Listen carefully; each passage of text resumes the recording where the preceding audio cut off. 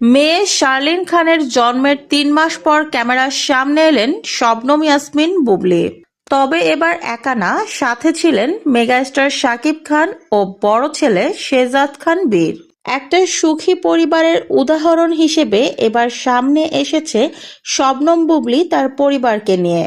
প্রথম ২ সন্তানের বেলা দেখা গেছে শাকিব খান ক্যামেরার সামনে তার ছেলেদেরকে নিয়ে এসেছে, কিন্তু তার স্ত্রী সহ ক্যামেরার সামনে আসেননি।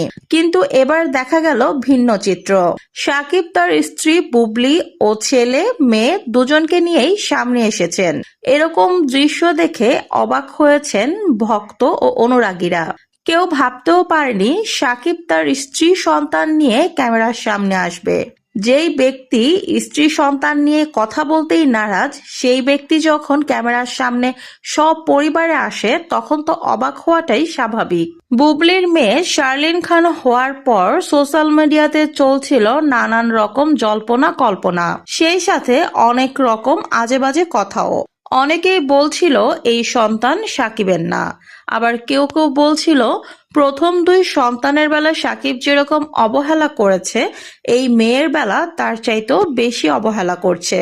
তবে এবার সবার মুখ বন্ধ করে দিলেন মেগাস্টার শাকিব খান। ছেলে মেয়ে ও স্ত্রীকে নিয়ে একেবারে চলে এলেন ক্যামেরার সামনে।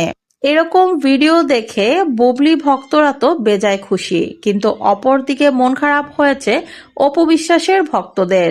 তারপরেও সবাই খুশি হয়েছে, এবার তো শাকিব তার স্ত্রী সন্তানকে সোশ্যাল মিডিয়াতে স্বীকৃতি দিল। তো ভিউয়ার্স, শাকিব খানের সাথে বুবলি ও তাদের ছেলে মেয়েকে একসাথে দেখে আপনাদের কেমন লাগছে কমেন্ট করে জানান।